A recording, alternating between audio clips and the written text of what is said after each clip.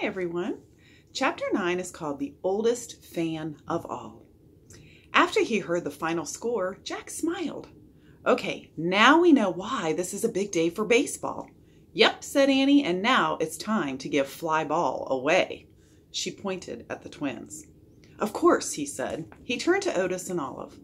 We have a special gift for you. He took the ball from the bag and held it out to the twins. No thanks, said Olive. You keep it. You deserve it more. We have lots of baseballs, said Otis. You do? Said Annie. Sure, we grab them when they fly over the wall of the park, said Otis. They're all in here, said Olive. Come look, we'll show you.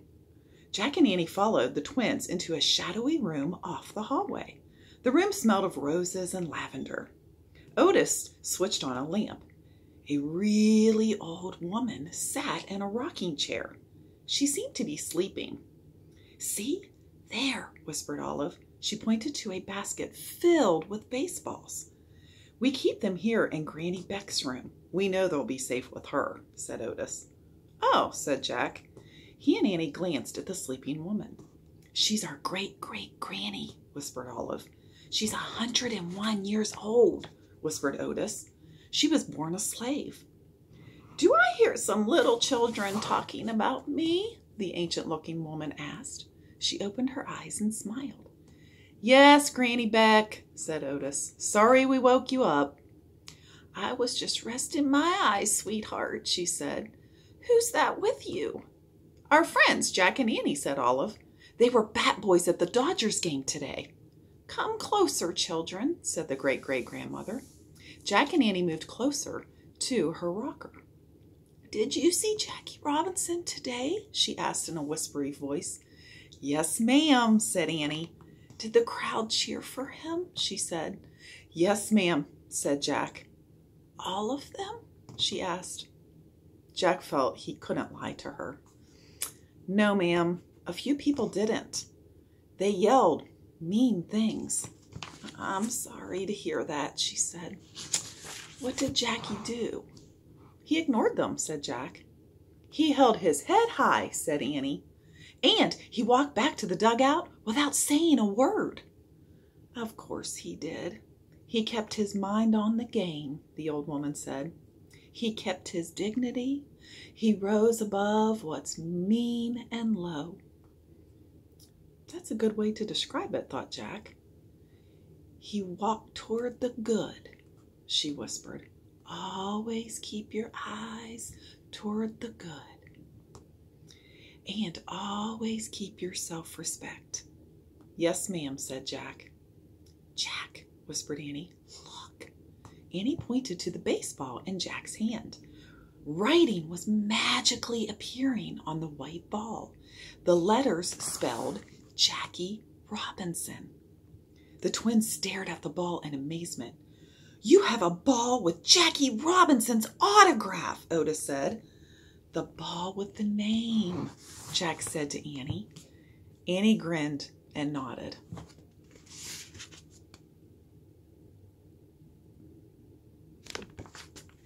She took the ball from Jack and held it out to Granny Beck. This belongs to you, Annie said. She placed the ball in the old woman's bent hands. Thank you, Granny Beck whispered. She looked at the autograph. I must be his oldest fan. Jack remembered the last 3 lines of the message from Morgan. Give the ball with the name to the one who knows best the rules of the game. You know the rules of the game, Jack said softly. Yes, I do, she said. The old woman wrapped her wrinkled hands around the baseball. Then she closed her eyes again. Olive motioned to Jack and Annie. They followed her and Otis out to the hallway. Annie smiled at the twins. Your great-granny is, well, great. They all laughed.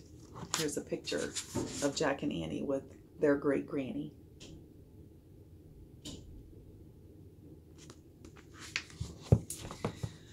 I'm afraid we have to leave now, said Jack. Thanks for coming over, said Olive. Wait, I have a question, said Annie. Why are we the first white people to ever visit your house? Olive shrugged. I guess you're the first ones who ever wanted to. That's That's so weird, said Annie. Not really, Annie, said Jack. There was a lot of racism in the 1940s. Was? Said Otis. You mean is, said Olive. Yeah, is, Jack said softly. But Jackie Robinson's starting to change things, said Otis. That's true, said Jack. Well, thank you for everything. You two really helped us today. You sure did, said Annie, and now you can tell us how to get back to the park. Easy, said Otis. He led them out the front door. Go to the corner, turn left, and go almost 6 blocks. Great, thanks, said Jack. Bye, said Annie. Bye, said Olive and Otis. Jack and Annie ran to the corner and turned left. In the brisk air, they walked quickly up a busy street until they came to the city park. They headed to the open area where they'd first met the twins. The big kids shooting marbles were gone. The girls playing jacks were gone. The man singing in Spanish was gone too. Jack and Annie kept walking until they came to the small grove of trees. They found the rope ladder and hurried up. Inside the treehouse, Annie grabbed their Pennsylvania book. She found the picture of the Frog Creek woods. You ready? She asked Jack. Knock it out of the park, said Jack. Annie laughed. She pointed at the picture and said, I wish we could go there. The wind started to blow. The treehouse started to spin. It spun faster and faster, and then everything was still. Absolutely still. Chapter 10 is called Home Run. Leaves rustled in the woods. Shadows danced on the floor of the treehouse. No time at all had passed at Frog Creek. We're back, said Jack with a smile. He and Annie were wearing their own clothes again. I wished Otis and Olive lived in Frog Creek, said Annie. Me too, said Jack. They really know how to get around, said Annie. They knew all the shortcuts. Yeah, Grandpa says in his time, kids did a lot by themselves, said Jack. It's different now. Unless you have a magic treehouse, said Annie. Jack laughed. Can you believe we just saw Jackie Robinson play at Ebbets Field, he said. Let's look him up, said Annie. Jack reached into his backpack and pulled out History of Baseball. Funny, our whole trip, we never thought to read about baseball, said Annie. That's because we were too busy living it, said Jack. He found the page about Jackie Robinson and he read aloud. Jackie Robinson was the first African American to play Major League Baseball in America. He played his first game with the Brooklyn Dodgers at Ebbets Field in Brooklyn, New York on April 15, 1947.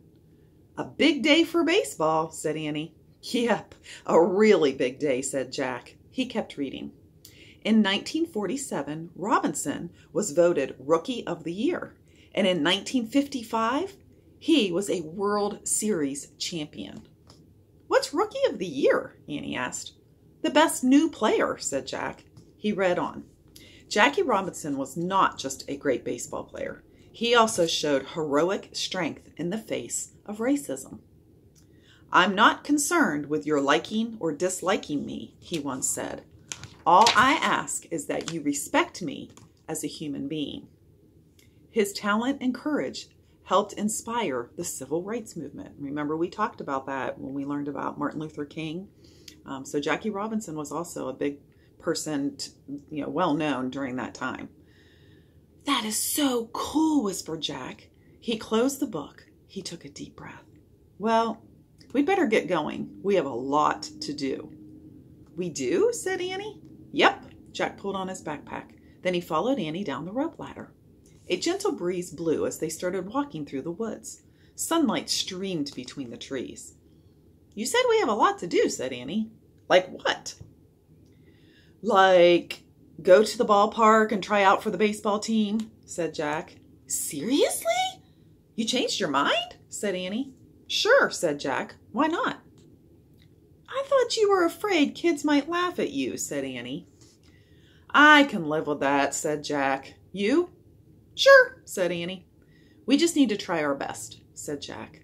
And keep our self-respect, said Annie. Yeah, if we don't make the team, we can sign up to be a bat boy or a bat girl, said Jack. Or a manager, said Annie. Or use Mom's phone to take photos of the games, said Jack. Hey, what about making videos, said Annie. That would be fun, said Jack.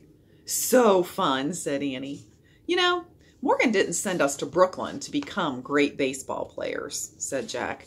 I know, said Annie. She sent us there to learn how to be brave and keep going. Yep, the rules of the game, said Jack. They stepped out of the woods onto their sunlit street. Better hurry, said Jack. Home run, said Annie. She and Jack took off through the bright sunlight, running for home. And here's a picture of them running for home. And I also want to show you on the very last page of the book, this is what it looks like. There is a special Magic Treehouse book that is all about baseball. It's called the Fact Tracker. So you can look for this sometime, maybe when you're out shopping for a new book, if you want to learn more about baseball. All right, have a great day. I'll see you later.